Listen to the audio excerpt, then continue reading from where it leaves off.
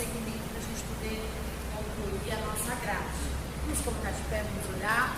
Quero parabenizar todas as mulheres nesse dia, embora eu entendo e conheço que nosso dia é todo dia, mas como eles escolheram esse dia, então que assim seja, 8 de março. Como esse vídeo vai viralizar, então 8 de março de 2024, mulheres, sejam agraciadas por este dia. Vamos orar. Eu vou aproveitar o máximo que eu puder da irmã Delvina. Ora, querida. Soberano Deus, eterno Pai, nós estamos na Tua presença, Senhor, para te agradecer, para louvar e bendizer o Senhor por mais esse dia, Senhor, que nos concedeste. E agora, Pai, neste momento, queremos estar, Pai, aqui estudando a Tua Santa Palavra. Abra nossa mente, abra o nosso entendimento, Senhor, para a gente aprender de Ti. Pai amado, que hoje nós saiamos aqui, Senhor, com algo novo, que veio do céu para a vida de nossas vidas, através da vida da Sua filha, que tem usado, Senhor, como canal de bênção em nossas vidas. Nos dê entendimento, nos dê sabedoria, Pai, para entender a Tua palavra. Pai, nós te louvamos e te agradecemos por este momento, Pai, podendo estar aqui na Tua presença, em nome de Jesus. Amém. Amém. Bora lá. As ferramentas importantíssimas para uma interpretação correta da Bíblia. Então, é a hermenêutica, homilética, é a arte de pregar, a arte da prédica, a hermenêutica, quem mais, gente? Vamos lá? Tipologia, quem mais que a gente pegou na aula passada? Quem mais? Exegese, que é o mais importante. Se você perder todas as outras, mas souber usar a exegese, você já está 50% do caminho andado. Exegese, não exegese, né? Que existe. Não, é exegese, não exegese. E existe uma coisa que as igrejas nos dias de hoje têm desprezado e muito, chamado apologética. Alguém sabe arriscar o que é apologética?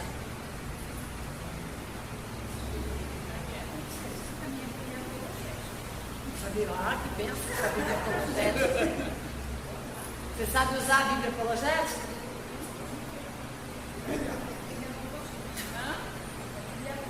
Tá. Eu sei que é. Você sabe usar a Bíblia apologética?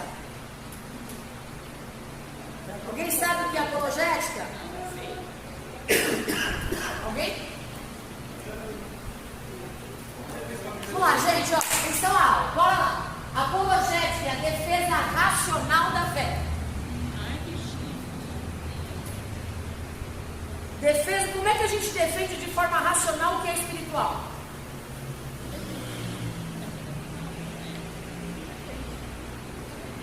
Por que você crê no que você crê?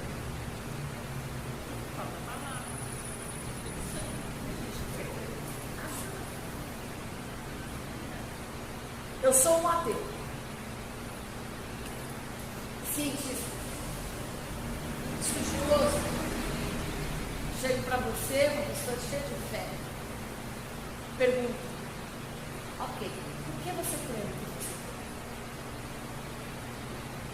E eu te explico por que eu creio na ciência.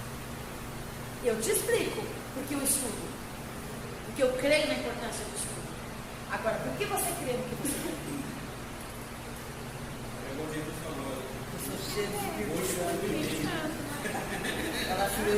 Como você vai explicar algo espiritual para aqueles que não são espirituais?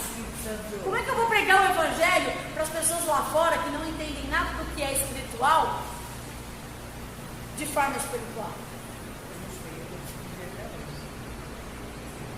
Como é que eu vou querer que eles escutem, entendam, compreendam de algo, de coisas espirituais, se as coisas de Deus são espirituais? Eles não são. Como é que eu vou ministrar, vou pregar, vou falar para os que não são a respeito daquilo que é? Se só entendem as coisas espirituais, o que são espirituais? Como fazer eles entenderem?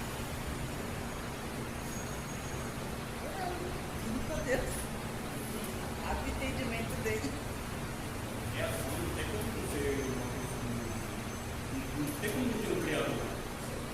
Semana passada eu vi grandes homens, grandes teólogos, grandes estudiosos da palavra de Deus, falando assim: a igreja ela está tão decaída que ninguém sabe que fé professa a ponto de defender.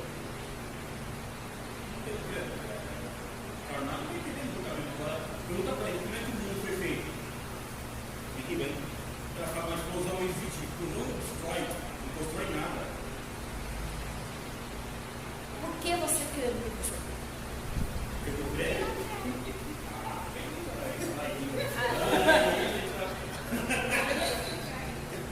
Porque é fácil a gente falar com igrejados. É fácil a gente falar com pessoas que frequentam a igreja. É fácil falar de pessoas que sabem os livros que a gente vive aqui.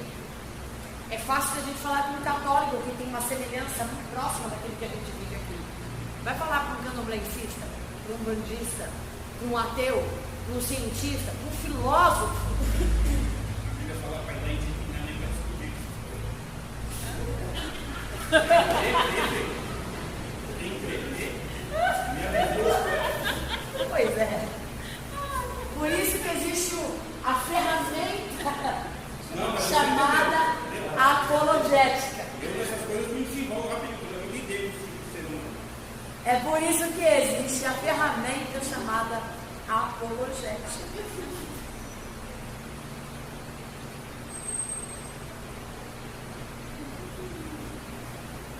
A apologética é exatamente isso. Defesa racional da fé.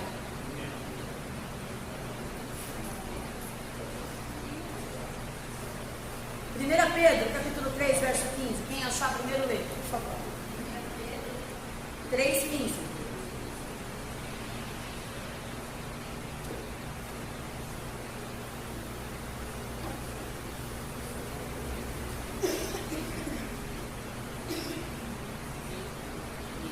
Antes, santificai a Cristo como Senhor em vosso coração, e estais sempre preparados para responder com mansidão e temor a qualquer que vos pedir a razão da esperança que há em nós. De novo, pastora, presbítera. Pergunta para nós. Antes, santificai a Cristo como Senhor em vosso coração, e estais sempre preparados para responder com mansidão e temor a qualquer que vos pedir a razão da esperança que há em nós. Eu tenho que estar preparado para responder com mansidão e temor. Não tem que entrar em discussão, eu tenho que estar preparado para responder com mansidão e temor. Não estou falando de Velho Testamento, estou falando de Novo Testamento. Mansidão e temor, de forma o quê? De forma racional, porque você crê no que você tem. Por que você tem esperança no que você diz que tem esperança? Tem que ser racional. E não está preocupado em saber porque você devaneia. Eu, por exemplo, tem tanta gente que vive iludida que acredita, vamos dizer, eu sei que esse não é o projeto de Deus para a minha vida. Então eu acredito que vou ficar milionário. Eu já tive muitas posses, já tive muito bem, graças a Deus por isso. Mas Deus me colocou para ser milionária. Aí eu começo a sonhar com isso, eu projeto isso, eu penso nisso. E aí eu vou falar para a presbítera Célia, presbítera Célia, vou ficar milionária, vou fazer isso, eu vou comprar aquilo outro. O que é isso? Estou fazendo a pessoa acreditar nos meus devaneios, nas minhas ilusões. Isso é racional?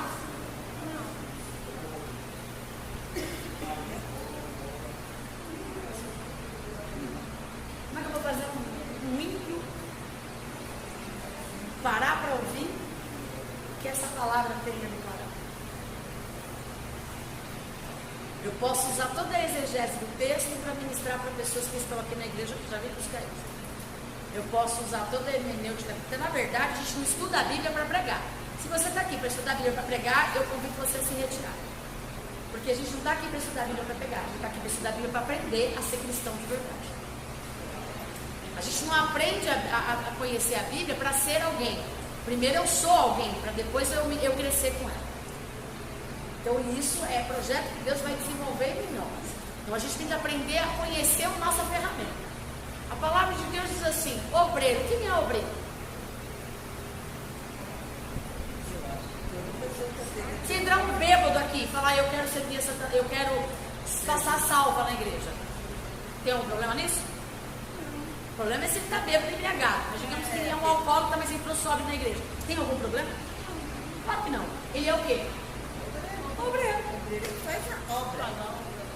Qualquer um é obreiro. Mas a Bíblia classifica um obreiro dessa maneira?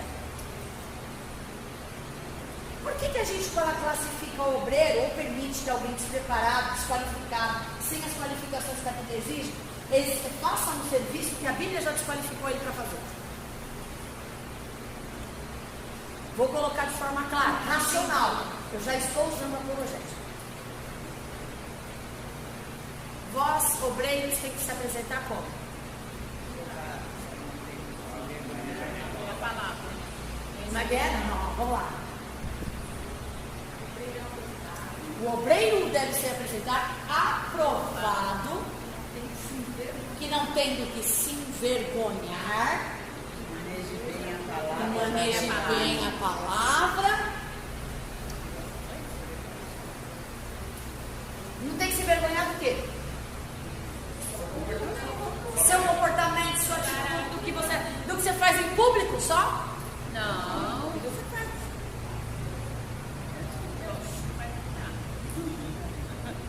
Por que a gente aceita qualquer coisa? Apologética, forma racional. Porque se um ímpio entrar aqui na igreja, conhecer a conduta de algumas pessoas aqui, e não dá um bom testemunho, e não vive uma vida correta,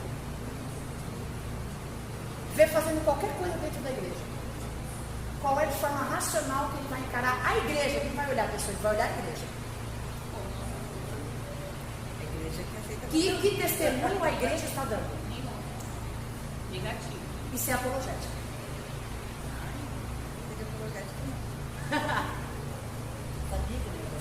Isso é apologética. Isso a gente não está falando nem de diácono, nem de presbítero, nem de evangelista, nem de pastor, nem de bispo. Estamos falando de obreiro. Um obreiro que não conhece a Bíblia, não tem intenção de conhecer a Bíblia, que não sabe manusear a Bíblia, não é conhecer o texto de Gênesis, Apocalipse. Abre aí, uau, eu sei de cor e salteado, isso é muito bom, louvável, mas isso na prática é o que vive. Não tem que se envergonhar. Se envergonhar do quê? Eu falo, se você não dá bom testemunho, nem diz que você é crente. Não envergonha o evangelho, não. Fala, eu frequento muita igreja. É mais bonito para você. E sabe o que a Bíblia diz? Vamos lá, não, apologética, forma racional. Os bereanos faziam isso na Bíblia. Nós estamos falando de bereanos, porque quando Paulo foi pregar em Bereia, os bereanos questionaram não só Paulo, mas a conduta de Paulo, quem era Paulo, sua ascendência, o seu histórico, eles acreditavam na transformação, e sobretudo a palavra que ele pregava se condizia com a vida que ele vivia. Isso é apologética. O que você prega, ou o que você acredita, condiz com o que você vive?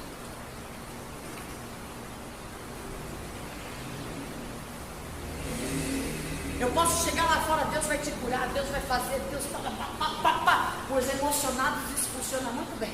Aleluia! Pela misericórdia de Deus, Deus faz, Deus alcança. Fica 1 mês, 2 meses, 3 meses, começa a conviver com você, vê que tipo de pessoa você é. Como é que você representa Deus? Como é que você representa Deus?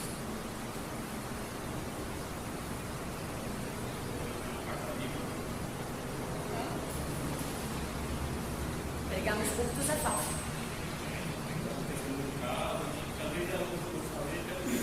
Pregar para pseudos conhecedores é fácil. O valor do amor de Cristo para quem já foi alcançado é fácil. Embora, segundo estatísticas que saíram nesse último mês, que lançou no final do mês, eles lançaram, diz que a história a realidade mais triste da igreja é você ter que pregar para cristãos. Aliás, aí, abre aspas, crentes. Creem na mesma fé, mas não sabem por que creem. Acreditam em Deus, mas não sabem quem é Deus. Creem na palavra, mas não se preocupam em conhecer a palavra para viver a palavra. Para depois Como é que eu vou falar com bala na boca, né? Falta de educação.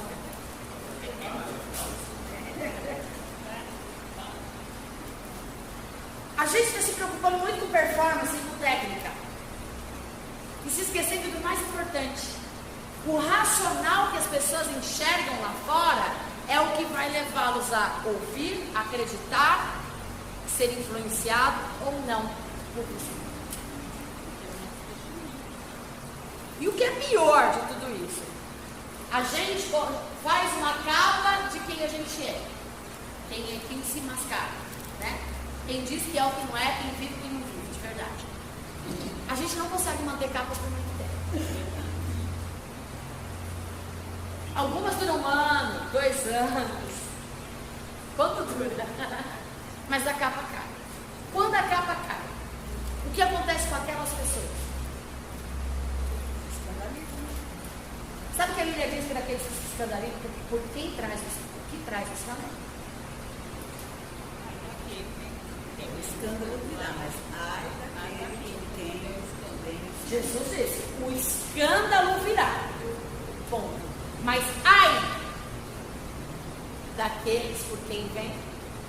Aí a gente que olha esse texto, não usa exegese, não usa hermenêutica. A gente acha que o escândalo é de gente que profana, né?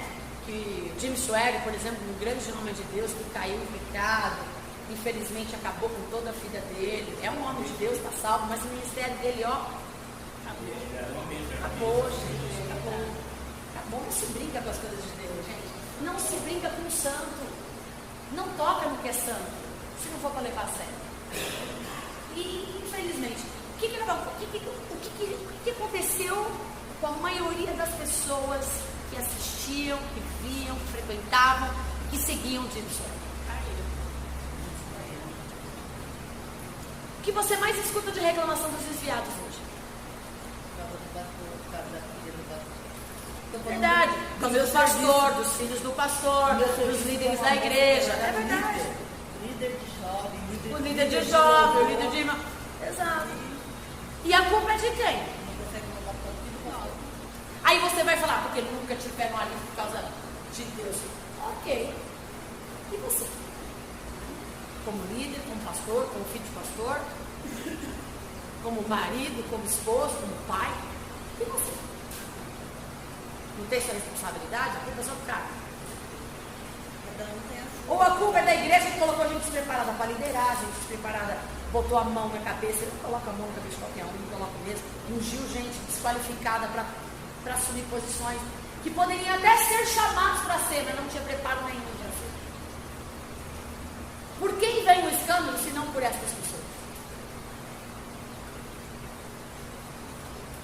A gente vem de uma era que negligencia o conhecimento. Por quê? Porque quando você conhece, você é obrigado a ser transformado ou abandonado.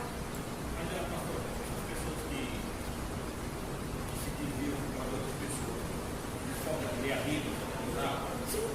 E também despreparo dos líderes. Eu não posso julgar a culpa só naquele que senta.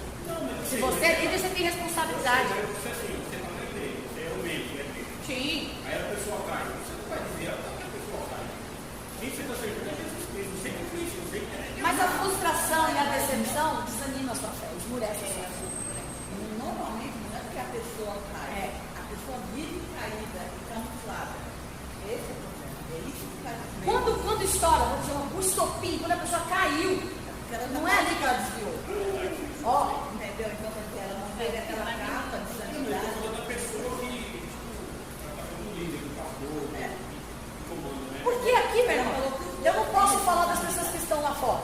A gente também tem responsabilidade. Aqui eu só tenho que falar da nossa responsabilidade como cristão.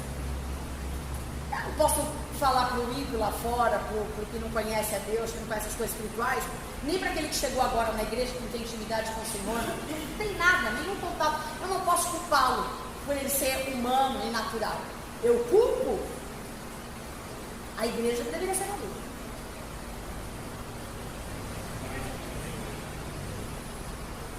A culpa é nossa, não.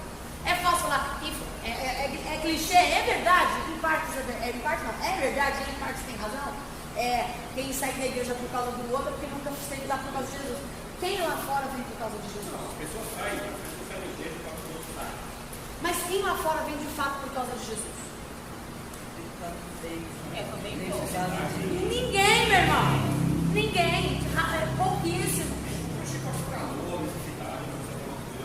Ou ele viu alguma coisa em você de diferente, ou ele foi influenciado por você. Você cai, mano. Vixe, pra ele como um teto de vidro. Agora, como é que eu vou culpar aquele camarada que não tem intimidade com o Senhor, não conhece a Bíblia, não tem nada? Geralmente quem cai é esse. Cristão maduro assume a responsabilidade, chama pra si. Grava isso no seu coração. Cristão maduro não culpa o outro e nem dá desculpa. Mesmo quando não tem culpa, cristão maduro assume a responsabilidade e traz para si a responsabilidade.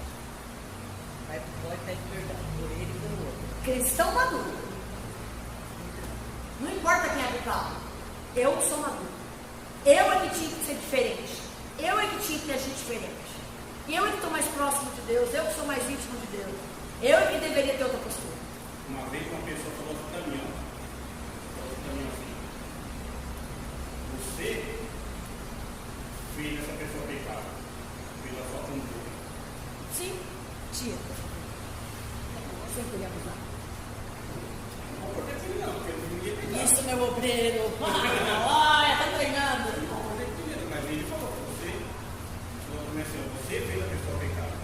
Quer ver uma coisa? Vou dar um exemplo bem besta, tá? Bem besta.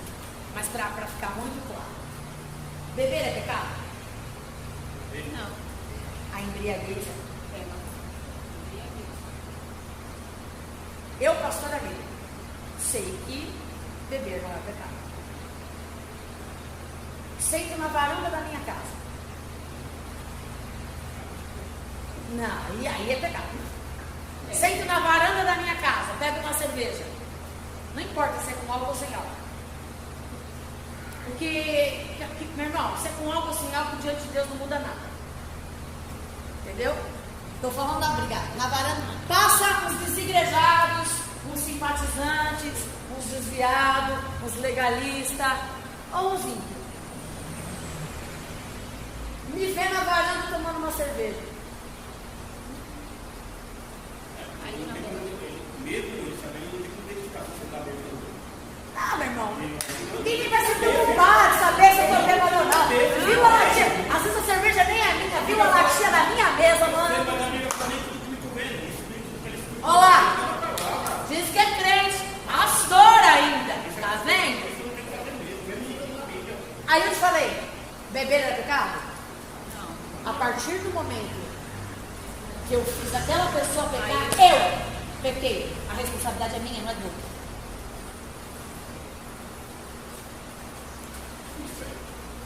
Entendeu? Não importa, às vezes eu não estou nem bebendo, a cerveja só está na minha mesa. Pegar bebê. Você entendeu? Eu tenho um exemplo besta para você entender que nem até aquilo que não é pecado, muitas vezes não lhe é permitido fazer. Porque ai daquele que tem venho. E é Jesus falando, ai. Cara, você já pensou? Ai, é o cálice da ira de Deus. Não é uma lutinha, não é uma repreensãozinha, não é uma coisinha, é ai. É bem no inferno mesmo. Ai. Se vocês querem experimentar, ok, eu não quero. Então vamos lá. O que é apologética? É uma defesa argumentativa de que a fé pode ser comprovada pela razão.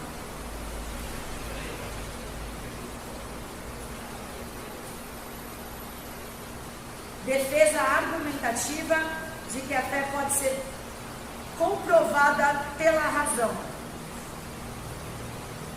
Na apologética, o testemunho é imprescindível. Eu posso ser um pregador itinerante, um pastor itinerante, sair por aí, pregar, profetizar, fazer um monte de coisa. Mas eu sempre tive muito temor com isso. Assim, de convidar para a igreja pessoas que a gente não conhece. Hoje está ali pregando a coisa mais linda. Amanhã estoura uma fofoca. A responsabilidade não é do que vive errado, é de quem convive. Então, Então, aí que tá. Você vai pra casa lotérica, você tá pagando uma conta, o desgraçado fala assim, tá ajudando aí, pastor. É verdade, é verdade, é verdade. Você tá pagando uma conta. Aí ele vai falar assim, não pagou pela Pô, internet. mano. Porque não Uma vez eu estava no mercado, não vou dizer quem é da nossa igreja, e aí a pessoa colocou cerveja no carrinho. Eu não falei nada, gente. Meu Deus, eu nem tinha visto que a cerveja estava no carrinho. Não tinha, todo show de carrinho parando essa coisa. E aí, a primeira coisa, olha como o bichinho tadinho. Primeira coisa, pastor, é pra carne. É pra carne, viu, pastor? Eu falei, o quê, filho? Não, é só pra maciar a carne, não deixa a carne fazer fome. E não sei o que. Eu não tinha nem visto. Eu comecei a rir, meu irmão. Meu irmão. Eu falei pra carne mesmo, né? Aí eu falei pra ele assim, meu irmão, se te condena, tira do carrinho. Se te condena, tira do carrinho, é melhor. É melhor que tá pesando, tira do carrinho. Gente, aí você falou, mas a gente tá falando de conceito, eu falo de conceito. Por quê? Jesus foi o maior apologista que existiu na face da terra. E quando ele diz pra gente imitá-lo e fazer discípulo, o que é fazer discípulo? Fazer discípulo é imitar o seu discipulador. Não é discipular, não é imitar Paulo, Pedro, são tudo tranqueiro igual eu e você. Elias, Davi, são tudo tranqueiro igual eu e você. Não, é para imitar ele, Jesus. Então ele está dizendo assim, para que vocês sejam primeiro, olha só como as coisas vão se encaminhando, né? Usando a hermenêutica, a exegese, mas eu vou enfatizar um pouco a apologética para vocês entenderem como esse negócio é importantíssimo, que a igreja tem desprezado hoje. Se Jesus disse, como conhecerão e saberão que vós sois meus discípulos? Jesus disse isso em João. Como saberão que vocês me amam? Saberão que são os meus discípulos quando vocês amarem uns aos outros, como eu vos amei. Saberão que vocês me amam, são coisas distintas.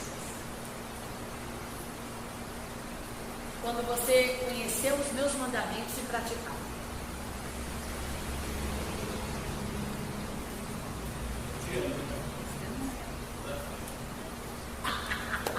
Se eu amo Jesus de verdade, eu conheço os mandamentos dele e pratico. Se eu conheço os mandamentos dele e pratico, eu vou automaticamente me tornar discípulo dele. Ao me tornar discípulo dele, eu vou viver como ele viveu. Se eu viver como ele viveu, eu vou amar os outros como ele amou. Viu como uma coisa está ligada na outra? Quer ver um outro apologista na Bíblia? Espírito Santo.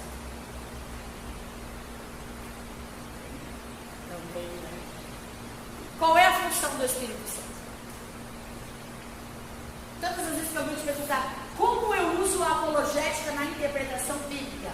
Simples. Simples. Vou rasgar de uma forma simples, porque eu não tenho muito tempo para me aprofundar nisso. Então, de uma forma bem simples. O Espírito convence o homem. Homem, sou eu e você também. Mas nós somos seres espirituais. Por sermos seres espirituais, o Espírito Santo habita em nós, automaticamente ele se move dentro de nós. Mas o homem no geral, não só o homem espiritual. Como o Espírito convence o homem natural e o homem espiritual? Convence o homem do pecado, da justiça e do juízo. Como eu aplico a apologética na palavra de Deus? Lembrando-se sempre. Ela vai falar do pecado. Ela vai falar da justiça. E ela vai falar do juízo. Todo texto bíblico? Todo texto bíblico. Nenhum texto vai... Não. Pode citar qualquer um que a gente vai fazer a apologética dele. Todo texto bíblico tem uma única função. Qual é? Convencer o homem do pecado, da justiça e do juízo. Por que do pecado? Que seria exatamente o apelo de salvação. Por que você crê no que você crê? Por que você crê no que você crê? Isso é apologética. Se alguém perguntasse para mim, por que você crê no que você crê? Eu responderia, no que você crê?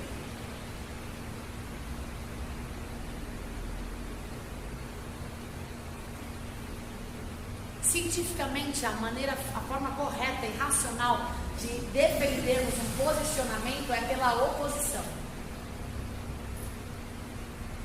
Como eu faço isso?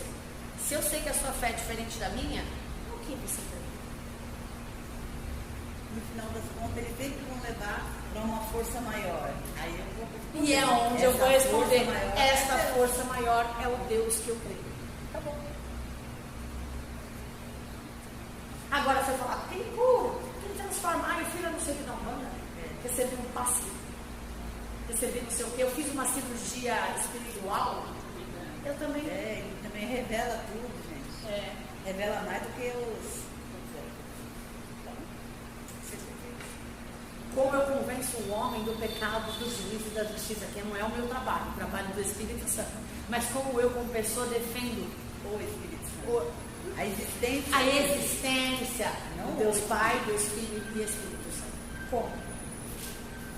A única e verdadeira maneira que ela vai promover mudança, de fato, é o exemplo. Testemunho. Mas Jesus usou só testemunho? Até porque se eu for falar que creio, como você acabou de ministrar antes, né? E eu não obedeço, eu não conheço. Você não crê. Você não crê? Como é que eu vou dizer que eu creio que Deus pode fazer todas as coisas, se na verdade eu não creio? Como é que eu digo que eu amo a Deus se Ele fala não faz, se Ele fala faz, eu não faço? Se eu não obedeço, é porque eu não creio. Ou porque eu não amo? Porque eu não amo. Vocês nunca perguntaram na vida de vocês por que vocês são cristãos?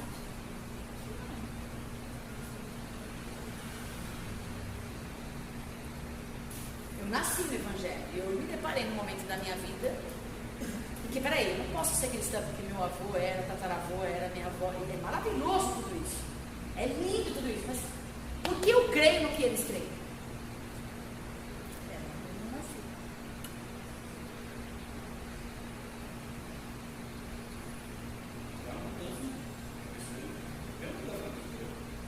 Você vai pra igreja, você conversa lá, não.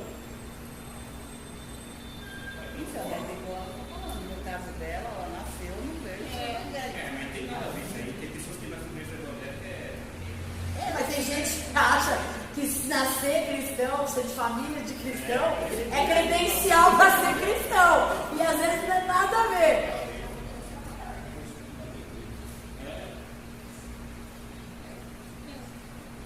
Mas eu tenho que saber do que eu creio, no que eu creio. Na verdade, eu tenho que saber de verdade no que eu creio. Porque tem gente que não sabe nem por que crê, no que crê, porque não sabe nem do que crê. Nossa, você tá confundindo a cabeça da gente hoje. Você sabe no que você crê? Creio em Deus Pai, todo Eu sabia que era falou Criador do céu Ela e ia da falar terra. credo. Creio no Deus Filho. Creio no Deus Espírito Santo. A resposta correta, teologicamente, é exatamente essa. Exatamente isso. Você sabe no que você crê? Eu sei que eu creio. Creio em Deus Pai, Criador dos céus e da terra. Creio no Deus Filho, o Verbo que se fez carne. E aí vai. Creio no Deus Espírito Santo. Creio que é a Trindade. Creio nos sacramentos apostólicos da Bíblia, que fala sobre o batismo, remissão de pecado, que fala sobre a Santa Ceia, que é em memória até que Ele venha. Eu sei no que eu creio. Agora, a partir do princípio, você sabe no que você crê? Por que você crê nisso? Ah, porque meu pai creu.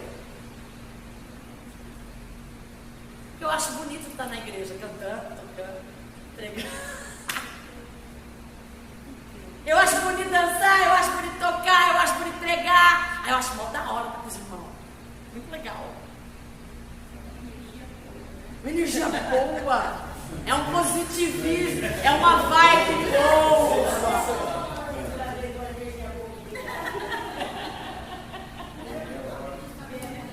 Como é que eu quero convencer o se eu não tenho convicção daquilo que eu creio? Primeira coisa, para me tornar um apologista, para eu viver como um apologista, que é o que a Bíblia me chama a viver, a defender a fé, eu fui chamado para ser um apologista. Não para defender a fé brigando, indo na internet, Facebook, nada disso. Não é assim que se briga.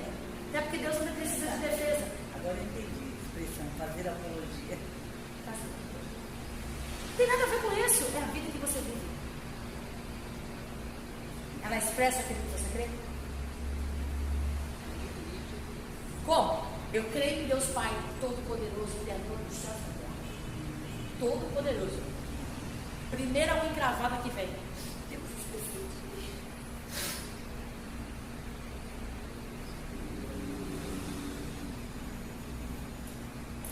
E aí, você quer que o mundo seja convencido de que você crê no que você diz que crê. Você quer que o mundo creia no que você diz que você crê. Quando a unha está encravada, tem que ir aos pés da cruz, chorar lá escondidinho, sabe, pai? Eu falei, eu creio no Senhor, então, cara, minha unha está encravada. Vai no podólogo. Olha, Minha unha está encravada. Deus deu inteligência para isso. Vai no podólogo. Eu só usei a expressão da encravada porque é mais fácil. Não importa se eu estou com câncer, a expressão do popular, né? A dor da minha unha encravada dói mais que o câncer do meu irmão. Por quê? Porque eu sinto. Agora, isso não tem nada a ver com sentir. A apologética não tem a ver com o que eu sinto. Por isso ela é importantíssima para a interpretação bíblica. Não tem a ver com o que eu acho. Não tem a ver com o que eu penso. Tem a ver com a minha convicção de fé. O que eu creio. Porque eu posso conhecer a exegese, a hermenêutica, usar a tipologia, mas se a minha fé for deturpada, tudo que eu ler, estudar e fizer, eu monto uma heresia. Fácil. Por quê? Porque eu vou me pautar no que eu sinto, no que eu acho, no que eu penso. O apologista não tem o direito de achar. O apologista não tem o direito de sentir. O apologista não tem o direito de, eu pensei. Não. O apologista tem que ter convicção, porque ele crê. Como eu vou convencer o mundo se eu não sou convencido? Como eu vou pregar de um Deus que eu não estou convencido de quem Ele é? E pregar, não estou falando de subir num palco e falar. Se eu pegar um advogado, um teólogo que nem crente é, só prega 10 mil vezes melhor que eu. Não é isso que se trata de fé. Por que a gente não tem fé?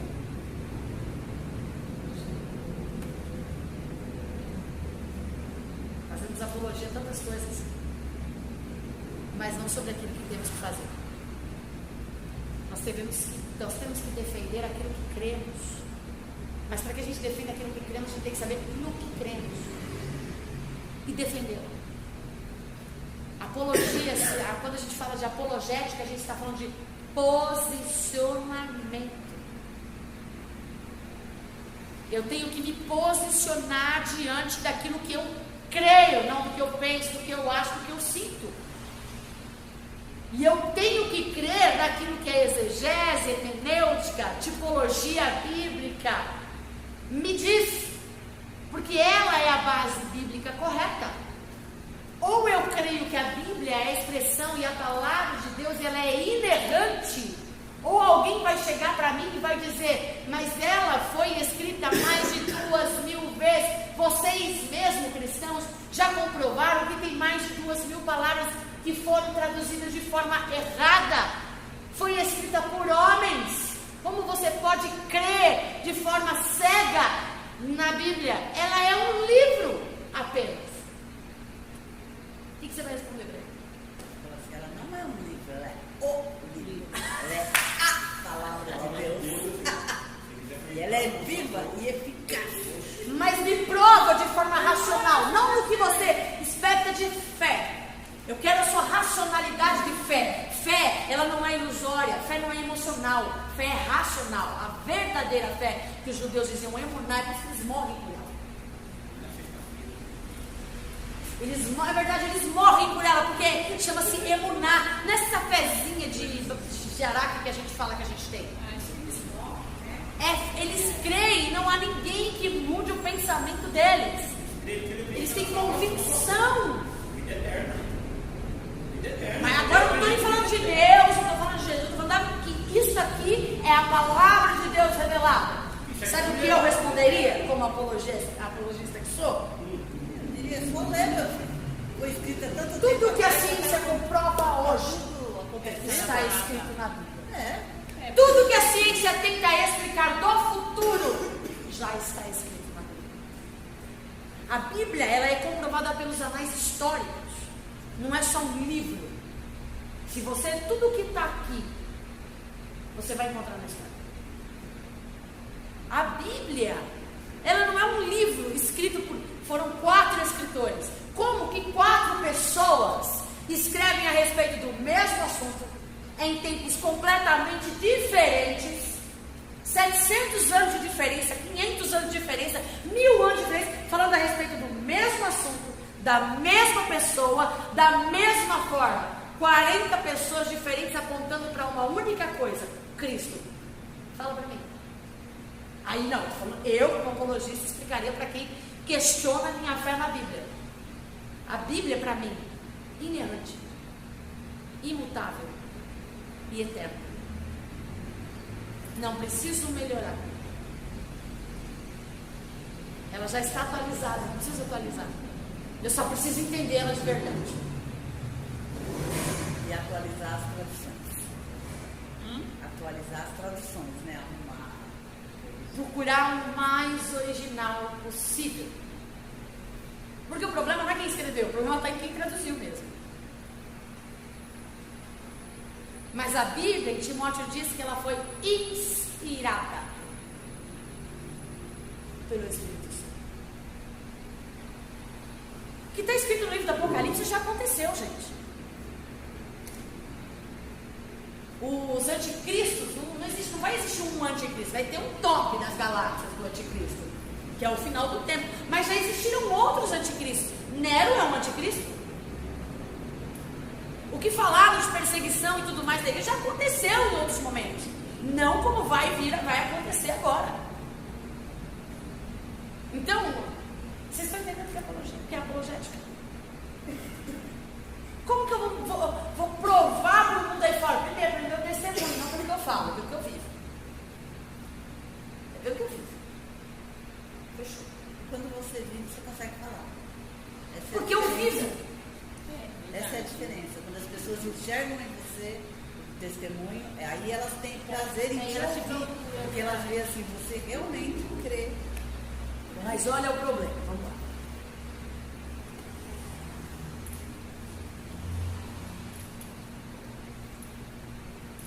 Números 25. Alguém lê Números 25 e outra pessoa lê também, são só histórias, tá? E Paulo fala sobre o que aconteceu em Números 25, se eu não me engano é, eu não anotei, se eu não me engano é 1 Coríntios, não sei se é 14. Números 25, versículo 1. Paulo fala na primeira carta dos Coríntios a respeito do que aconteceu em Números 25. A gente só vai ler Números 25 para a gente entender o que aconteceu aí, tá? Lê, pode ler. E Israel deteve-se em Sitim, e o povo começou a prostituir-se com as filhas dos moabitas. Estas convidaram o povo ao sacrifício de seus deuses, e o povo comeu e inclinou-se aos seus deuses. Juntando-se, pois, Israel a Baal, Peor, a ira do Senhor se acendeu contra Israel. Disse o Senhor a Moisés: toma todos os cabeças do povo e enforca-os. Enforca-os ao Senhor diante do sol, e o ardor da ira do Senhor se retirará de Israel. Então Moisés disse aos juízes de Israel: cada um mate os seus homens que se juntaram a Baal Peor. E eis que veio um homem dos filhos de Israel e trouxe a seus irmãos um midianita perante os olhos de Moisés e de toda a congregação dos filhos de Israel. Chorando, eles chorando eles diante da tenda da congregação. Vendo isso, Finéias, filho de Eleazar, filho de Arão, o sacerdote, se levantou do meio da congregação e tomou uma lança na sua mão. E foi após o varão israelita até a tenda e os atravessou a ambos, ao varão israelita e à mulher pela sua barriga.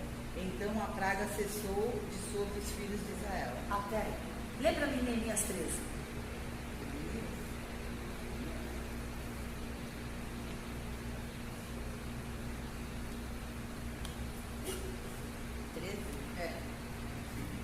Naquele dia leu-se no livro de Moisés aos ouvidos do povo e achou-se escrito nele que os amonitas e os moabitas não entrassem jamais na congregação de Deus, porquanto não tinham saído ao encontro dos filhos de Israel com pão e água, antes assalariaram contra eles a Balaão para os amaldiçoar, ainda que o nosso Deus converteu a maldição em bênção. Sucedeu, pois, que, ouvindo eles esta lei, apartaram de Israel toda a mistura.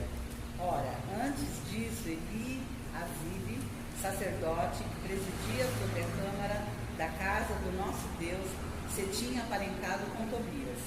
E fizeram-lhe uma câmara grande, onde dantes se metiam as ofertas de manjares, o incenso, os utensílios e os dízimos do grão, do mosto e do azeite.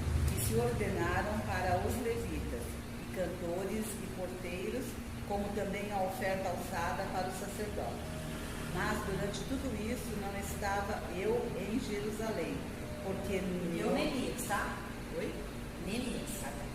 Mas durante tudo isso não estava eu em Jerusalém, porque no ano 32 de Artaxerxes, rei da Babilônia, vim eu ter com o rei, mas ao cabo de alguns dias tornei a alcançar licença do rei. E vim a Jerusalém e compreendi o mal que Eliasibe fizera para beneficiar a Tobias, fazendo-lhe uma câmara no pátio da casa de Deus. Só que aí, você já conhece a história, né? De Eliasibe, você já conhece a história de Tobias, né? Sabe quem é Tobias? Ele era um amonita. Você viu como começou o texto? Leu o livro. Aí percebeu, né? Que livro que nós temos que ler? Qual é a nossa base de conduta do que é certo e do que é errado? É a Bíblia. Não é visão, não é sonho, não é profecia, não é revelação, não é o que dizem, é o que a Bíblia diz. Ponto final. Não é os estudos que a Bíblia, toda a Bíblia, tem vários livros de estudo, né? Uns mais calvinistas, outros mais arminianos, outros mais fundamentalistas, outros mais liberalistas. Não, os estudos são bons para você aprender, tirar conhecimento, agregar e fazer sua própria conclusão. Mas não são eles que ditam o que vai ser certo e o que é errado. O que dita o que é certo e o que é errado é o que a Bíblia diz, segundo a interpretação do Espírito Santo. Na mensagem real do que o autor deseja revelar. Não o que um diz, o que um pensa, que isso é apologético. Então tá, por que eu li esses dois textos? Porque eles leram o que estava escrito. Ok. O que nós lemos em Números é uma coisa muito conhecida, que se repete. Muitas vezes em muitos lugares. Aqui não, mas em muitas igrejas por aí. Balaão era um profeta de Deus. Um rei chegou para ele e falou assim: cara, eu te dou dinheiro porque eu quero acabar com Israel. Estou simplificando a história, depois você lê lá. Vai lá e amaldiçoa. Vou lá, mas quanto vai render? Quanto você vai me pagar? Vou traduzir para a nossa linguagem. Quanto você vai me pagar para eu profetizar chave para o povo? Não que Deus não libere chave, tá? E a pastora só falou uma coisa que eu achei legal pra caramba. A maior chave que Deus está liberando é a chave do reino. Só que para entrar lá o caminho é estreito e a porta também. Mas ele libera a chave. A chave está liberada. Nós somos gordinhos, nós é de ladinho. A chave está liberada. Quanto tu me paga para ir na tua igreja? Ministrar, pregar, e aí? Vamos negociar.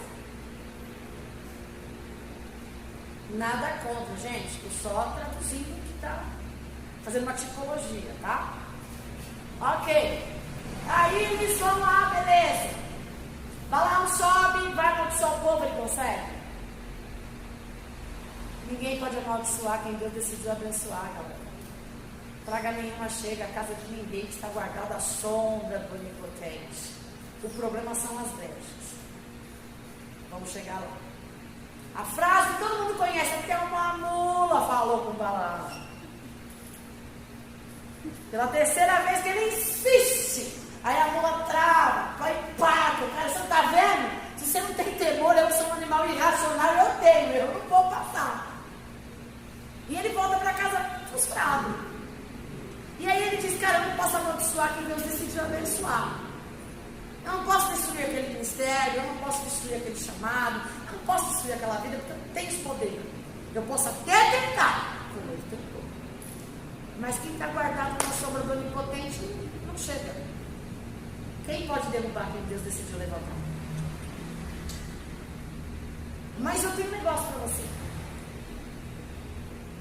Eu conheço a Bíblia, eu sou profeta de Deus.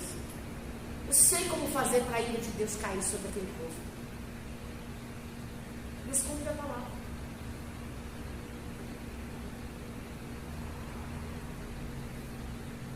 Como assim? Pega aquelas mulheres bonitas, leva para o meio do arraial. Eles vão se encantar com aquelas mulheres. E aí vão se esquecer do que a palavra diz. Que eles não podiam se misturar com outros povos. Por quê? Porque eles vão se encantar. Vão se ludibriar. Vão ficar tão apaixonadinhos. E vão se esquecer do que papai disse. Meu prato de mentira. Que vão se esquecer do que papai disse. E aí vão achar isso tudo comum. Natural. O que aconteceu? Aconteceu. Exatamente. Nem na rebelião de Coré morreu tanta gente. Porque na rebelião de Coré contra Moisés, 14 mil pessoas morreram. Nesta daqui, papai mandou praga. Ninguém sabe que praga foi. Ninguém sabe. Que praga foi? Pesquisei. Achei. Aí alguns abusadinhos sem pensar, você, pode ter sido uma doença, pode ter sido os inimigos. Se fosse inimigo, a Bíblia relataria. Foi algo que ninguém pôde explicar mesmo. Alguém explica Covid? Não surgiu essa praga? Não vamos falar de onde a gente acha que veio. Mas quem é que, né? Criou todas as coisas? A dengue. Explica pra mim a dengue. Esse bichinho dos infernos que vem e morde a gente, deixa a gente mal.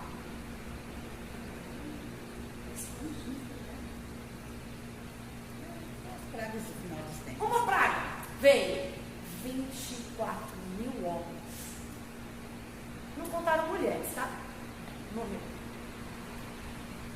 Porque quando a gente decide desobedecer a palavra de Deus, quem que Moisés chama? Os líderes. Por que Adão foi expulso do paraíso? Estava sob quem a responsabilidade?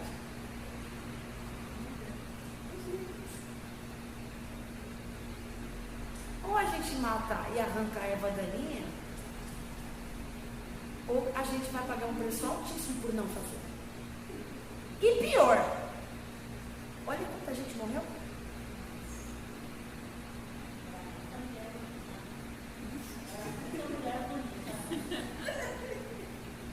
Pior é que eu não consigo nem imaginar. Quando você vai para a história, ver o perfil delas, eu me garanto. Ó. E eu nem sou tão bonita assim. Gente, mandou chamar, vou te contar, Jesus é bom, mas ele vem para convencer o homem do pecado, da justiça. escapa dessa tríade.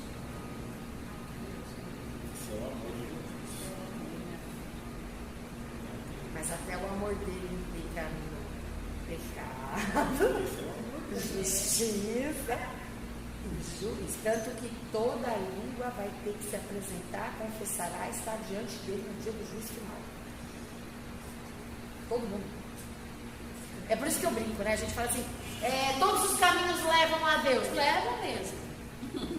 Todo mundo vai ter que se apresentar diante dele.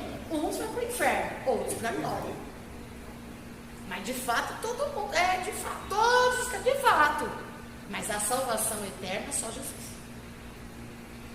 O que aconteceu? Eles leram, negligenciaram e viveram o que quiseram viver. Papai se irritou, porque ele não brinca com o pecado, porque ele é justiça. E quando Deus colocou, olha só, foi Deus que criou tudo? Por que eu tenho que seguir a ordem desse Deus? O mundo é dele, a criação é dele, as regras são dele. Simples. Estou falando de apologética. Essa semana eu falei para a menina do serviço assim, né? Ela estava meio revoltadinha com Deus. Aí eu falei assim, dá uma olhadinha nesse serviço que você está fazendo. Tá, você consegue imaginar um negócio querendo discutir com você? Fala assim, não, mas eu não quero que você corte esse lado, eu quero que você corte do outro. E assim é você na mão de Deus. Mas você fala, não quero. É do jeito que ele quer na sua vida e acabou. Mas ele é tão bom, né? Olha só, ele criou um jardim para Adão e Eva. E falou, só que o jardim é meu, você pode desfrutar, você pode viver de todo jeito. Não tinha regra nenhuma, gente. Não tinha dor, trabalhava assim, que Deus não tem negócio com vagabundo. Trabalhava, mas não se cansava. Tinha tudo no bom e do melhor, mandava, desmandava, curtia. Papai mandava refresco do céu, papai falava com ele todo dia. Cara, Deus só colocou uma regra pro danado. Uma única regra. O jardim é dele, a casa é dele. Na sua casa as regras não são suas, irmão?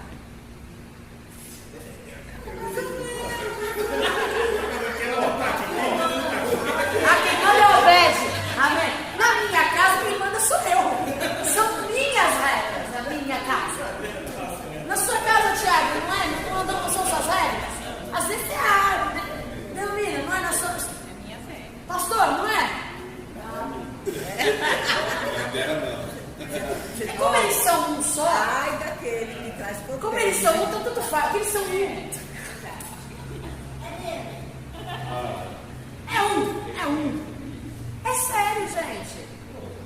E é tão engraçado que não deveria nem ser as nossas regras, não. Porque a casa não é dele. Percebeu que eles falem em pequenas coisas? A casa é dele, o mundo é dele, o universo é dele, a vida é dele, é tudo dele. Ele nos deu o privilégio de poder desfrutar de tudo que a gente pôs a mão para criar. O que o homem criou? Nada. Por que o homem quer mandar no Criador? Quem criou é quem sabe as regras que pode colocar ou não. Ah, mas aí, gente, eu fico indignada. Uma gente imprestável. O camarada tinha uma regra e conseguiu quebrar uma única regra. E nós tudo está lascado, porque a gente tem um monte de regra. Um monte de regra. Porque quando ele peca e é expulso do paraíso, aí papai, bom, a única regra era não comer do fruto do conhecimento do bem e do mal. Agora as regras são as seguintes. Do seu suor você vai preparar. Você vai na terra. Ó, mulherada, suas dores, viu? De parto. Não esquenta a cabeça não, quando chegar a menopausa vai doer também. Fica de boa. Você vai sofrer calorão, é normal. E aí Deus começa, você quebrou uma regra. Por causa dessa regra que você quebrou, eu estou estabelecendo uma nova regra. E aí o pessoal estava debaixo desta regra. Deus chama Moisés, escreve aí, que eu vou ensinar. Toda casa tem que ter parapeito. Vou ensinar. Se ficar na varanda tem que ter um pé, não é pé direito, sei lá, não. Tem que ter uma certa altura para quem passa lá não ver o que você tem aí guardado. De regra de desconvivência. Anota aí, agora vem as regras sacramentais. Só vai entrar no Santo Santo uma vez por ano. Cordeiro que eu quero é isso. Não aceito qualquer tipo de oferta, hein? Já vou deixar claro. Eu só recebo 5 tipos de oferta e dessas 5, 4 são de sangue. As outras são de cereais. O mundo é dele, as regras são. Posso oferecer qualquer oferta para ele? Aí você pode até oferecer, se ele vai receber outra história. Vocês estão entendendo que o negócio é... Mudou tudo? Por causa do pecado. E aí Jesus vem que homem, nossa, mano, não matarás, não roubarás. E aí vem, e o homem foi incapaz. Uma regra simples, não se mistura. Porque a mulher, ela tem um dom natural que Deus deu para ela. Foi Deus que deu. A mulher, ela tem o poder de levantar um homem e de acabar com a vida do homem. Deus deu. E quem deu? Vai discutir com o papai. Deus deu. E acabou.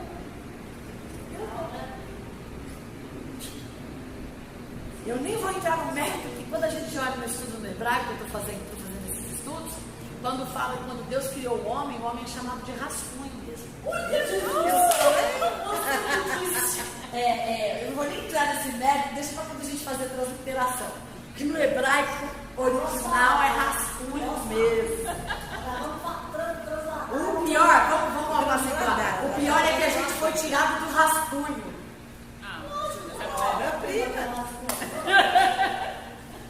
Então o que acontece? Por que ele usou, por que Balaão deu essa ideia para o camarada? A mulher vai influenciar, vai levar, e os homens que adoravam só Deus começaram a adorar o Deus deles. Aí vamos lá, amorzinho, vem, passa comigo. Aí, mas eu tenho que ir pro templo, vamos. Claro que eu vou deixar você sozinha. Não vou com você, sou teu protetor, sou seu guardião. Eu sou sacerdote do lar, vamos, amorzinho. Gente, vocês estão rindo de vocês mesmo, porque é bem assim. É bem assim. É bem assim. É difícil você ver um homem lutar pela salvação da casa. Agora, mulher, você vê a outra. Mulher, você vê. Para homem, difícil. Tem. Eu não disse que é impossível. Eu disse que é difícil. É muito difícil. É muito difícil. Por quê? Porque a mulher tem a administração do lar, tem a educação dos filhos. É complicado. A mulher, ela tem talento de sedução. Não é nem no quesito sexual, é seduzir em tudo, né? Em tudo. Convence Deus muito, deu para ela. Convence muito fácil o homem. Deus deu para ela. Vamos lá. Então o que acontece? Aí fizeram. Aí papai foi assim: o negócio é o seguinte, as regras já foram dadas, vocês não quiseram seguir? Tranquilo. Vamos discutir. Não tem por que perder tempo. Pecado. Vocês cometeram. Agora vem o quê? Justiça. Qual que é a justiça? Traz todo mundo, vai focar todo mundo para que todo mundo veja, porque eu quero que eles sirvam de exemplo. Ordem de papai. Justiça. Esse romance da Bíblia não existe, gente. É a gente que cria.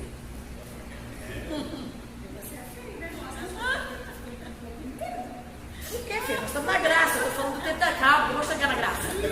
Eu vou chegar na graça. Você está com medo? Eu vou chegar na graça. O povo adulterado, nós vamos lá matar. O Jesus fala, se você só olhar, eu ia chegar nisso, mas já deu tua aula. Eu vou chegar na graça. Não, mas é bem isso. Mas obrigado, vou chegar aí. Olha só, olha como o negócio era feio, né, pastor? Bota e enforca todo mundo. Chama os líderes. Aí um abusado pegou a arma e foi pra reunião. É minha mulher. E tem cara que é abusado. Cara, homem, mulher. Tem gente que gosta de peitar Deus, né? Porque Moisés estava lá, os líderes estavam lá, já tinha cansado de falar, Deus já tinha falado, mas tem gente que gosta. Foi peitar, foi teimar, levou. Somos nosso carro. O que o sacerdote fez? uma espada. Na hora, por quê? Esse era apologista. Por quê? É o que está escrito que tem que ser feito. Não estou nem aí para você. Se eu tiver que matar, eu vou matar. Mas a palavra vai ser seguida. Ele pegou uma espada e transpassou os dois diante de todo mundo. Quando ele se posicionou, o que aconteceu? A praga cessou. Mas precisou quanta gente morrer para um líder se posicionar?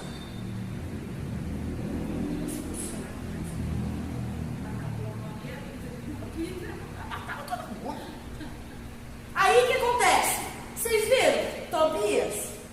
Lembra? Sambalate, Gesem, Tobias, Neemias, reconstrução do muro. O povo não aprendeu? De novo vai misturar? De novo. Casaram, deram esse casamento, misturaram, foram lá, beleza. E ainda deram. Sabe o que aconteceu? Porque que ele saiu. Mas olha, quando não tem sacerdote. Mas esse povo aí que você está falando já é pós-cativeiro. Pós-cativeiro. Então, são praticamente os que nasceram, que não tinham muito conhecimento da palavra. Não é que eles pecaram. Eles tinham um livro, porque você leu. Leram o livro. Eles tinham conhecimento. Mas já estavam com as mulheres. Depois é que largaram. Não tem desculpa para quem não quer conhecer. Não há desculpa. Aliás, Romanos diz. Somos todos indesculpáveis, gente. Não tem desculpa. Leram o livro. Tá. Neemias já não estava lá. Ok. Foi, voltou para fazer o que tinha que fazer. Deram um quarto da tesouraria para quem guardar as coisas? O maldito. Deus falou que era nem para misturar, quanto mais você ter espaço na casa para eles.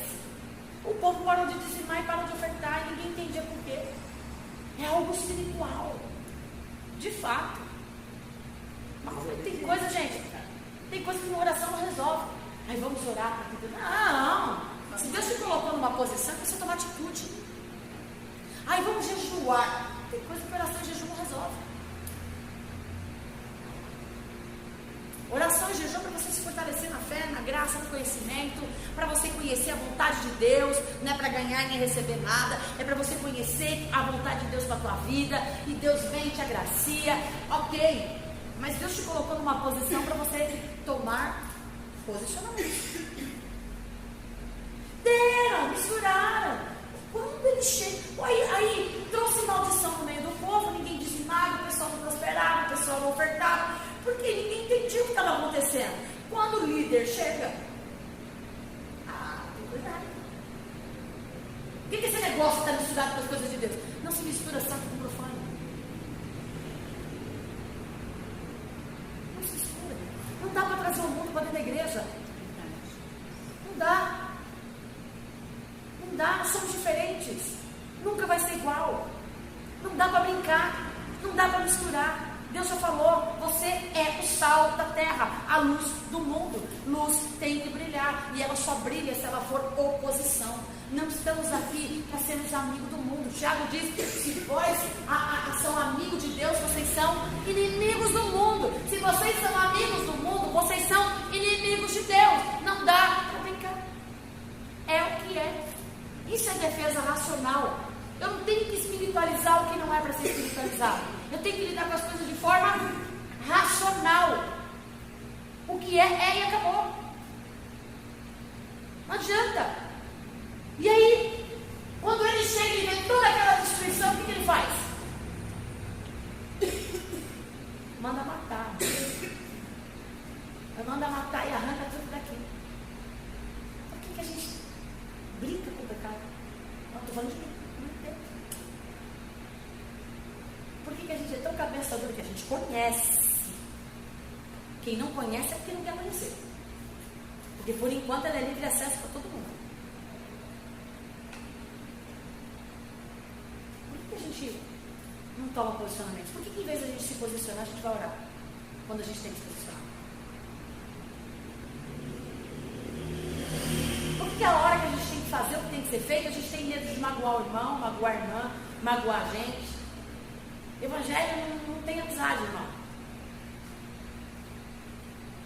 Infelizmente ou felizmente, não tem esse negócio não. Não é por amizade. As lanças vão entrar. Mas é verdade, assim, falo de mim. Quantas vezes eu passei a mão na cabeça de alguém por amor, por amizade? Pô, vamos orar, vamos... O que eu ganhei com isso? Eu matei a pessoa e trouxe praga para minha vida. Evangelho não rola assim. Isso trata apologética. Evangelho não trata nada do emocional. É racional. É racional. Por que a teologia, por muito tempo, rejeitou uma mulher à frente de liderança em qualquer ministério de igreja? Ela só servia para orar. Porque a mulher é muito emotiva. Mas a mulher é muito emotiva. Então a teologia sempre, os mais tradicionais fundamentalistas calvinistas, eles falam, não tem problema nenhum uma mulher auxiliar, uma mulher... O problema é que o homem é mais, nem todos, eu conheço que o homem motiva aqui. Homem é mais razão do que mulher. Mas hoje o que a gente vive na realidade não é bem isso. Por quê? Porque as coisas de Deus eu não posso tratar no emocional. Lembra quando ele colocava, quando Moisés vai se apresentar diante de Faraó e ele coloca a mão no peito e vira lepra? Sabe o que isso significa? Psicologia bíblica. Todas as vezes que eu lidero com o coração, eu fico leproso. E o problema é que a lepra é contagiosa. Eu contamino os outros. O que nós lemos em Pedro? Começamos a aula lá em Pedro. Eu tenho que me posicionar de forma defendendo no que você crê. E por que você crê no que você crê. Porque se eu tenho convicção, eu morro por aquilo que eu crê. Se eu tenho convicção, eu abro mão de tudo por aquilo que eu crê. Se eu tenho convicção de quem Deus é e de que Ele vai vir buscar a igreja da qual eu faço parte, um pecadinho de estimação não me segura. Uma amizade, não me amarra. Mas ele diz uma coisa que é muito clara: amor e mansidão. E agora eu vou chegar onde a pastora Sandra queria. A gente falou de exemplos. Vamos para o Novo Testamento. Sermão da montanha. Olha as regras do Velho Testamento: não matarás, não roubarás, não adulterarás. Estabelecido o pecado. Como que está no Novo Testamento? Gálatas 5 já está dizendo quais são as coisas da carne: inimizade, porfia, lascívia. Procura no original todas essas palavras que você vai entender o que é isso. E aí vai. Ok, são os frutos da carne. Então já está dizendo que tudo isso aí é o quê? Pecado. Novo Testamento, não estou falando de velho. Beleza. Jesus chega e fala assim: ouvistes, ou lestes, não adulterarás. Porém, eu vos... A graça agora, hein? Pecado, justificação. O que é justificação? O que é justiça? Ele diz que nós somos incapazes de fazer. Mas o que é justiça? Se não as leis. O que é o nosso poder judiciário? Se não são as leis. E aí o que ele diz? A regra é essa: lestes e ouvistes, não adulterarás. Eu vou usar o exemplo do pastor André. Eu, porém, vos digo, a justiça, a lei que rege agora, a graça, diz o seguinte: se você só olhar e cobiçar, já pecou. Caraca, eu pequei? Pecou. E o que vem depois da justiça? Acha que vai ficar por isso mesmo? Que ninguém viu? Que ninguém presenciou? Ei, deixa eu te dizer um negócio. Papai viu. Miríades de anjos viram. De demônios também. Demônios não conhecem o teu coração, mas ele viu o seu olhar. Oxe, você conhece? Até eu vejo. Filhinha, Olha. até a gente viu o que a gente não quer ver. Quando um homem olha para uma mulher cobiça, fica de longe. Imagina. E aí, mano? Não, mas ninguém viu. Porque era isso que Jesus repudiava os fariseus.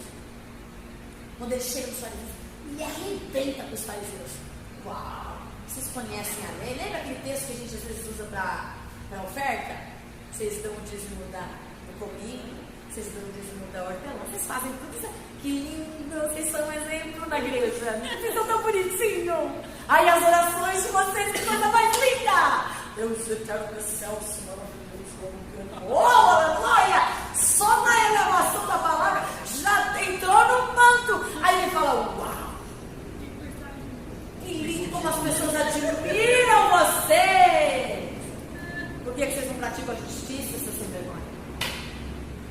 O que é justiça? Pegou? São as leis.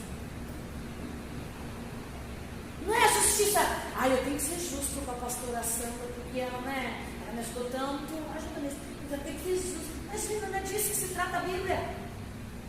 O que ele disse? Adorais. Vai no meio da praça, vai todo mundo no canto, vamos fariseus. Grita! Passa com aquelas roupas pomposas de sacerdote, com aquelas, esqueci o nome daquilo. Não é as franjas, aquelas franjas que quanto mais tinha as franjas, mais longa era o texto que ele lia, era aquela coisa longa, vocês criam, passava no meio da cidade, o povo, aí vai o sacerdote, que lindo, pastora Sônia está tão linda hoje. Pastora André de terno, arrebentou. A pastora Sandra com aquele terninho não, que a dona Sandra macacãozinho. Aquele macacãozinho dela, social, aquela trança. Aleluia! Só de olhar para ela já entro no manto. A pastora Aline então com aquelas brigas loucas dela lá, que a gente não entende nada. Logo todo mundo vê, pra quê? Só se mostrar, não? Papai não está vendo isso. Papai não está vendo isso.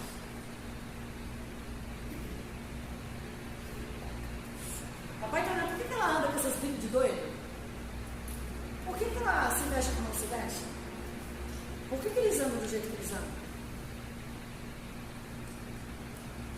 Onde está o coração deles? Estou falando da gente, tá?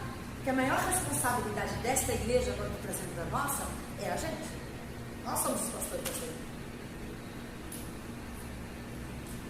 Já pensou? Se eu vejo um líder cabeçudo fazendo um monte de bobagem, não faço nada, deixa ele continuar fazendo bobagem, eu estou matando um monte de gente com ele. Estou dando exemplos. Exemplos banais, exemplos fúteis, para que a gente possa entender a importância de conhecer a palavra de Deus. Não adianta eu vir aqui estudar um texto e pregar. Não adianta eu estudar um texto e vir aqui ministrar. Eu tenho que viver. A minha vida tem que ser a defesa racional do que eu prego, do que eu canto e do que eu falo. Eu tenho que defender de forma racional, não espiritual, porque o mundo não reconhece. Muita gente dentro da igreja não reconhece. Eles vão olhar para os sacerdotes, como os fariseus, que oram bonito, que cantam bonito, que louvam a Deus, que fazem uma leitura, que se vestem de pomposidade. Mas é isso, você tem praticado a justiça? E que justiça é essa? Tem praticado a palavra de Deus?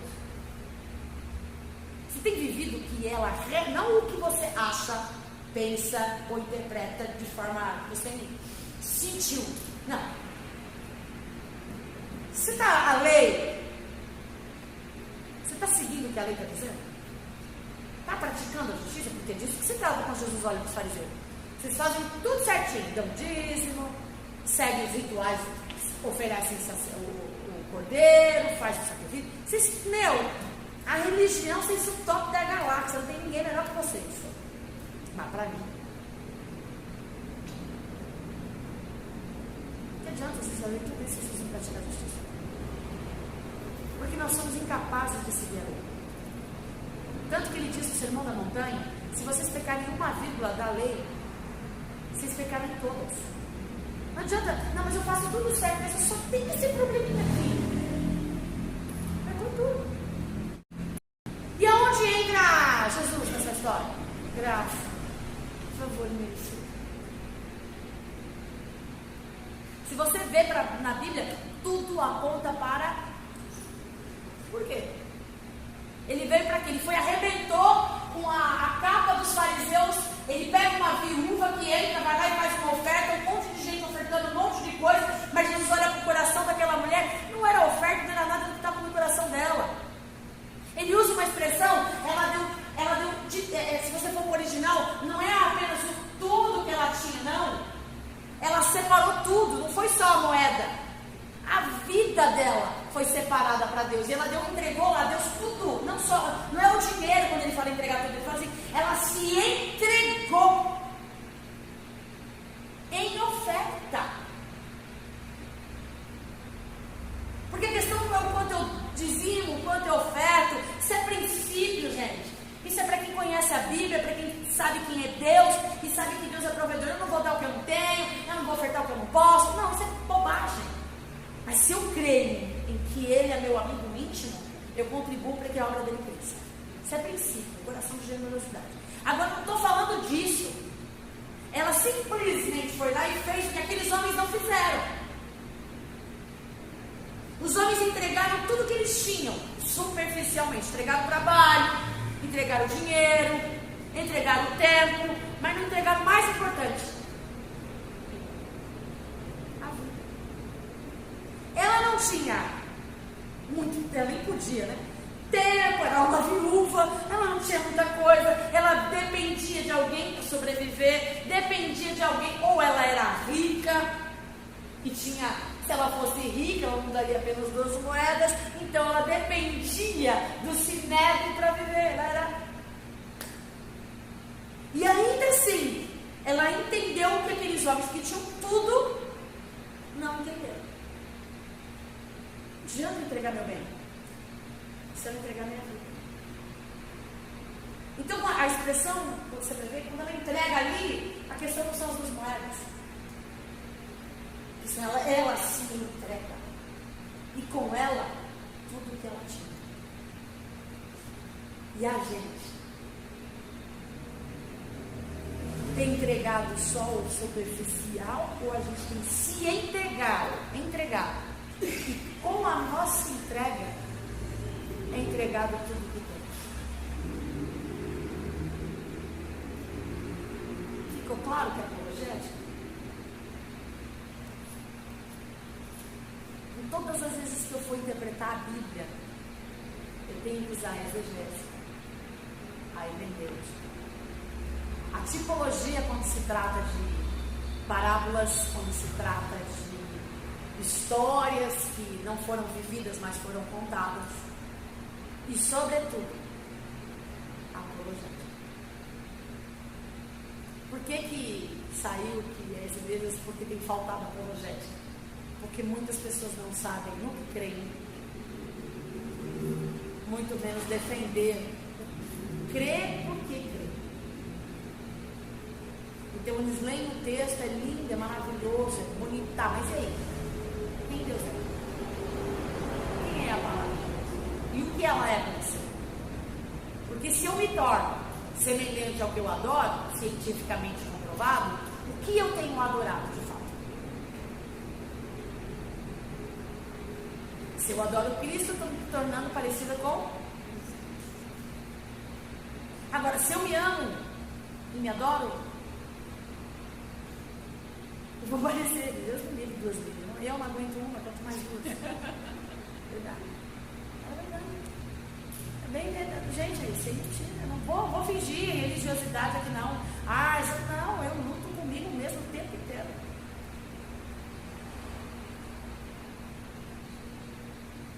Por que Paulo se mortificava?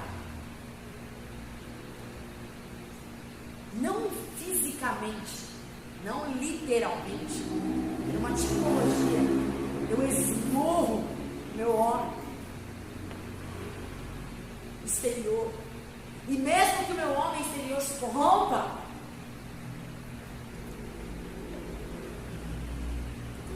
sabia quem ele era. Quando Estevão acabou de ser separado, tadinho, né? Primeiro parte da história. Acabou de ser consagrado diácono, nem conseguiu chegar para ser pastor. Ia ser um bom apóstolo. Acabou de ser separado, vai lá, diante dos homens, ele defende a fé e morre por causa dela. Mas ele era tão convicto, gente, tão convicto do que ele cria, que mesmo, se vocês leem lá, vocês vão ver, que enquanto ele falava, ele não parou de falar. Tacaram no pé. Imagina, gente, tanta raiva. E tacaram. Por quê? E ele falava. E ele vai aos profetas, ele vem lá, ele fala o quê? Porque ele crê. Ele fez o quê? Ele fez o credo. Ele falou o credo. Deus, Criador, Jesus. Ele, gente, o cara estava sendo apedrejado, estava morrendo, mas ele morreu defendendo a fé. Olha o que Deus tem preparado para os que defendem a fé. Ninguém na Bíblia, nenhum contexto histórico, nem futurista, nem revelação, teve o privilégio de Jesus se levantar.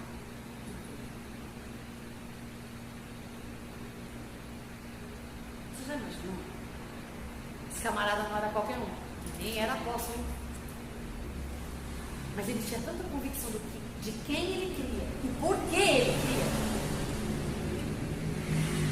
que ele morreu tendo um vislumbre da glória. E o que estava sentado no trono, coisa linda, coisa maravilhosa. E o cara não era ninguém aos olhos do homem. Tinha acabado de ser separado. E ele foi separado porque, nem quando a gente começou, pega entre os homens pessoas de boas referências, bom ainda, bom testemunho, para que nos ajudem. Nada ministerial, não era nada espiritual. Era só dividir, cuidar dos órfãos, da mulher. Era só natural. Não era nada espiritual. Só natural. Mas aquele homem, quando foi separado, se entregou de corpo e alma a Cristo. Ele foi o primeiro mártir da história. Nem João viu o que ele viu como ele viu. E olha que João não é qualquer um também. Olha que João viu muita coisa, né? Ele viu muita coisa. E olha que João foi para uma ilha de cobras, chamada Pátmos. Esperavam que Domiciano esperava que lá ele fosse levado lá, ele morreria lá, porque ele não aguentava. Eles queriam calar, não eram os homens, eles queriam calar a voz do Evangelho. Os homens que eles queriam. Falaram, se eu mato esse homem, vira mais um mártir como Estevão. E o Evangelho se propaga. Então vamos jogar ele lá e as cobras vão matar ele. Ele lascou. Ele sai de lá e ainda morre velhinho em Éfeso. Ele era pastor de Éfeso. Ele deu sua vida como veio, ministrando. Um toque para ministrar aí sobre João. Ele morre de velhice sentado. Alguns teólogos dizem que ele morreu sentado. Se fosse numa igreja nos dias de hoje, sentado no púlpito, se vislumbrando com o crescimento da igreja, e ele simplesmente se desfalece. Diz que ele morreu sorrindo. Ninguém estava lá para ver, né? Isso aí é uma tipologia de quem fica vislumbrando, quem é criativo, né? Fica imaginando. E a gente encerra esse ciclo. Então, na próxima aula, eu vou transliterar todinho o Salmo 23 com vocês. E a gente já começa uma nova matéria. Todas as ferramentas foram dadas. A presbítera Célia falou assim, eu estou com medo. Você não vai fazer eu pregar na frente do povo, né? Não vou fazer ninguém pregar. Mas a tarefa desse curso, eu vou dar vários temas. Vocês vão apresentar escrito. Vocês vão aplicar exegese, a hermenêutica, tipologia e apologética. Porque eu vou dar um texto, você vai dividir no texto tudo o que você vai fazer. Você vai fazer a pregação, você vai colocar entre parênteses. Hermenêutica. Entre parênteses, exegese. Então você vai ter liberdade, eu só vou dar tema. Lembra que eu falei que a pregação pode ser expositiva, temática, histórica e qualquer outra que eu não lembro, são 4.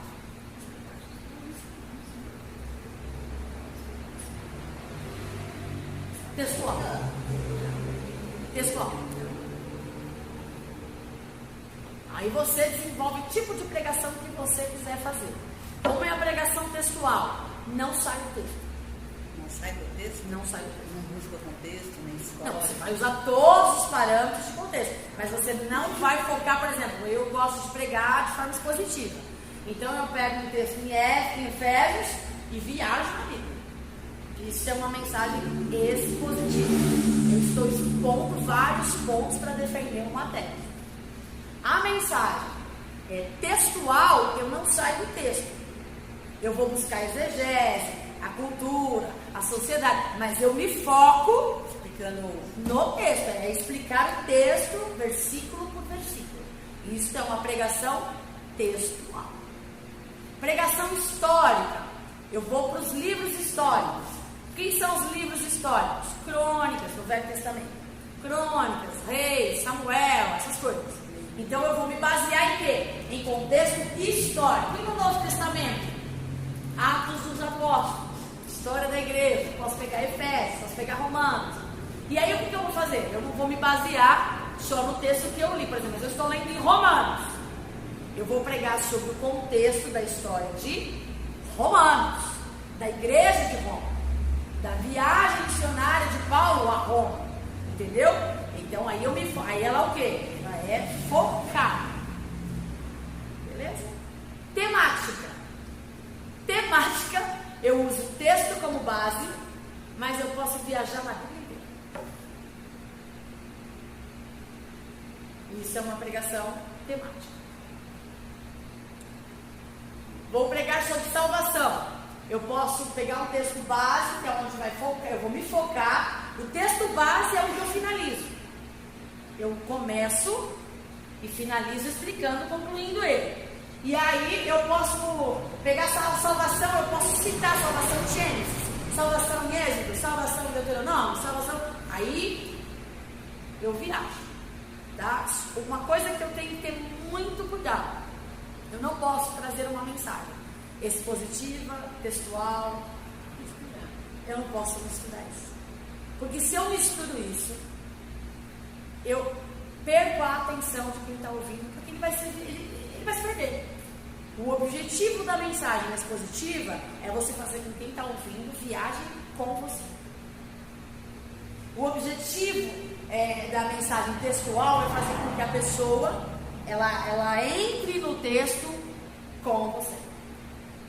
O objetivo da temática é fazer com que a pessoa siga o mesmo raciocínio de desenvolvimento que você. Qualquer outra? Histórica. O objetivo da mensagem histórica é trazer conhecimento. Não é ministrar, você pode até ministrar, é óbvio que você está na igreja, você vai ministrar, né? Mas o objetivo que Deus te levantou, eu vou numa conferência. Eu posso fazer uma expositiva? Posso, mas qual seria ideal? Temática, ela tem um tema. Temática ou história. Por quê? Porque conferência eu não confiro o que está no texto. Entendeu? Posso textual? Depende se eu vou ficar num texto só. Mas se eu for me dar um tema, vou falar sobre evangelismo, por exemplo. Então o que eu vou fazer? Se eu trabalhar no textual, eu vou ter que ficar num texto só. Se eu trabalhar Da histórica, eu vou te dar conteúdo de tudo que já aconteceu no meio evangelístico, e aí você vai ter base para fazer o reproduzir. Se eu vou falar evangelismo eu falei textual, já falei na histórica, na temática, eu vou falar sobre evangelismo passeando na Bíblia. Mas sempre eu tenho que ter um ponto de partida, e a partir de eu tenho que concluir esse ponto de partida, senão eu deixo o povo viajando. Qual é o problema de eu misturar? Se eu não sou uma pessoa habilidosa, eu troco Jesus por genérico, pego facilmente, em vez de eu trazer edificação para a igreja, eu confundo as pessoas. Então, para você misturar uma expositiva com histórica, que eu também gosto muito de fazer isso, você tem que ter muita habilidade de conhecer o texto, para você saber fazer a aplicação histórica no momento certo, na exposição correta, para que você não traga confusão na cabeça das pessoas. Pegaram? Então esse é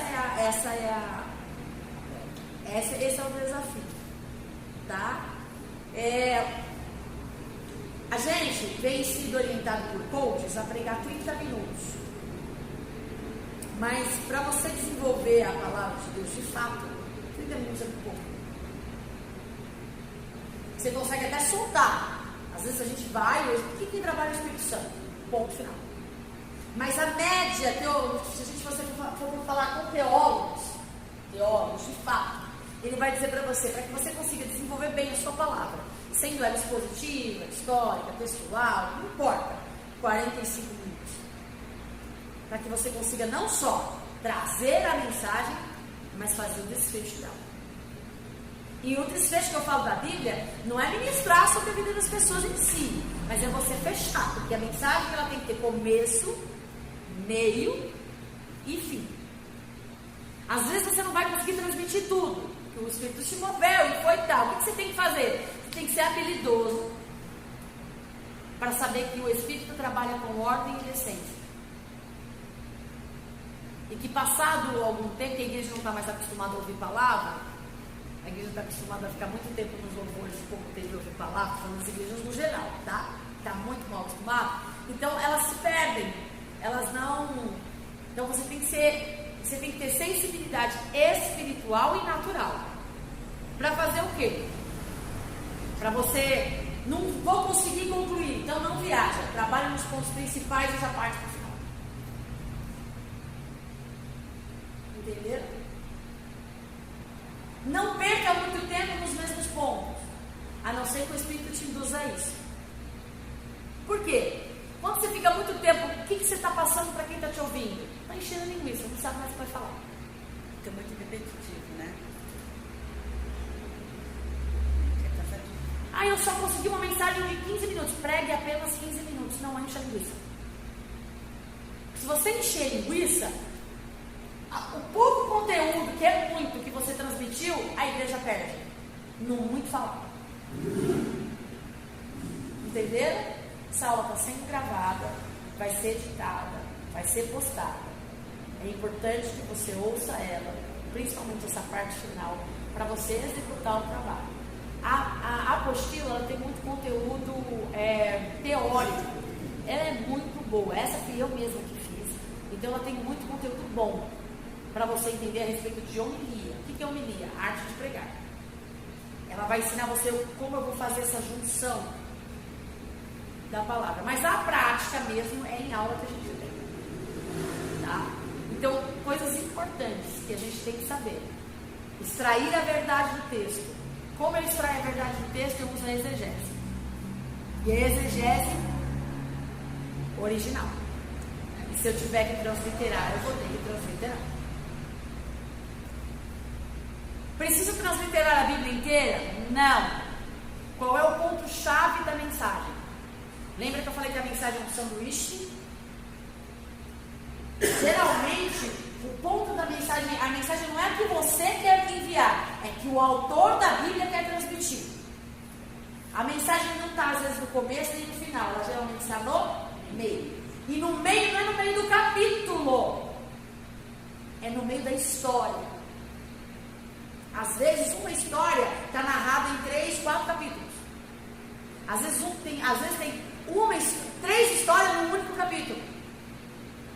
Então a gente tem que ter muita atenção em relação a isso, tá? Então, aí eu vou pegar, eu não tenho tempo para transliterar tudo, mas eu quero entender a mensagem do autor. Para eu entender a mensagem, eu vou pegar qual é a mensagem do texto. Salvação? A base é esse versículo, eu vou transliterar esse versículo. Essa é a parte fundamental. Igual o Paulo, lembra que eu falei qual que é a parte mais... Tem várias coisas. Mas a parte mais legal do apóstolo Paulo é que ele diz: combati o meu combate, na verdade, é igual no Mismai. Na verdade, ele está falando que não, eu tive uma agonia a vida toda, e na verdade essa agonia que me levou, eu fui vencendo as agonias da minha alma, mas perseverei até o fim. Então a mensagem que ele quer transmitir não é que ele lutou, não é que ele fez, conquistou e avançou, não.